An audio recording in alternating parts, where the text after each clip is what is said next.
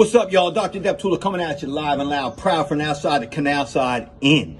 I'm gonna tell you something. I spend most of my adult life trying to fix other people's shit.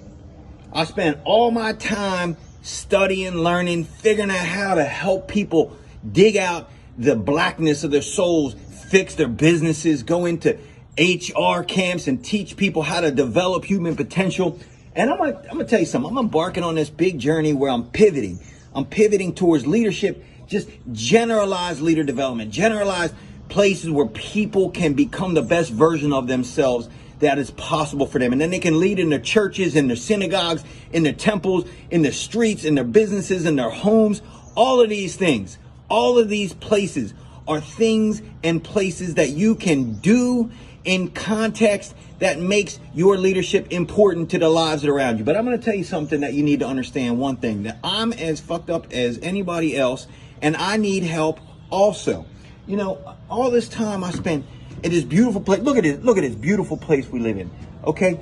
And I sit in a world of shit sometimes.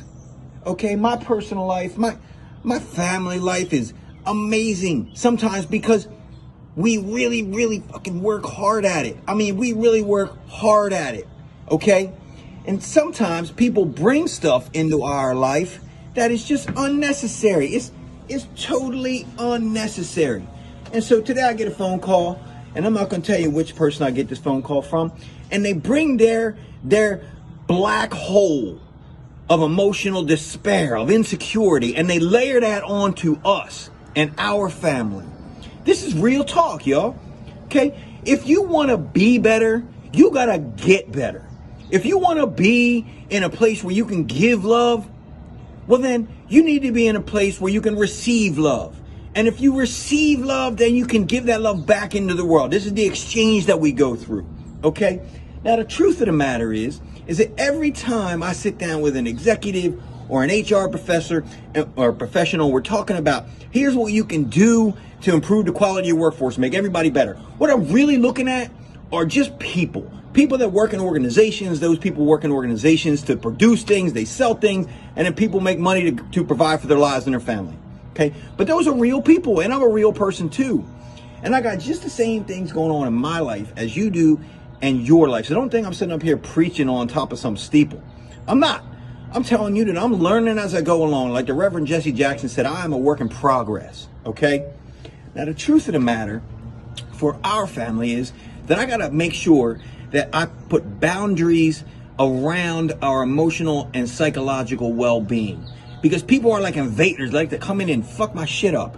They like to come in and mess with our life in a way that is not productive.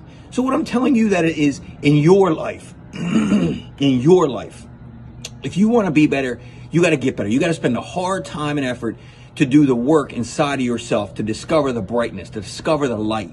And when you discover that light, you shine that light on everyone. And that light becomes a light for all people to see. And then you become a source of energy like the sun, where people circle around you and get their energy from them. And they look to you as a source of levity to bring them joy in their life. And joy is what we want in our life. Now we got to work through some of the ugliness and get all the stink off of our past experiences and shed the layer. I mean, 7 years, every 7 years, the cells in our body replenish. Boom, boom, boom, boom, boom. All right. Now I'm going to tell you about this whole cycle of death and rebirth that people can experience, and not in a metaphysical way, but in an emotional and psychological way. When you kill the ugliness, you kill the person that you used to be, you are reborn into a positive and wonderful and loving person. Okay, so before you decide to unleash your ugliness and your nastiness on people, it is important for you to reflect on what that ugliness and nastiness does to that other person. And then look inside yourself and say, is there another way that I could think about this? Is there another way that I could phrase my language? Is there another way that I can communicate with this person that will allow us to find common ground for love and understanding? Because that is the way that we make ourselves better. That is how we become the light, is that we work on ourselves. First, be good inside before you can be good on the outside. So before you start to lash out or you think about, this is hard for me and today I'm just too lazy I'm too psychologically and emotionally lazy to do the hard work to fix myself. Here's what I want you to think about. You have an opportunity every time you engage with another human being to be the sun, to be the brightness, to be the light, the energy that gives them and feeds their soul, gives them food and gives them energy. So choose a path of wellness. Start within and then let your love cascade outside of you. And if you're a leader in an organization, before you come in and fuck somebody's day up, your employees, and you screw their whole life up because you're bitter and you carry your emotional luggage into your workplace, and then you start berating some employee in front of all their peers and colleagues, just know that your words have an impact. And your employees are not emotional whipping boards.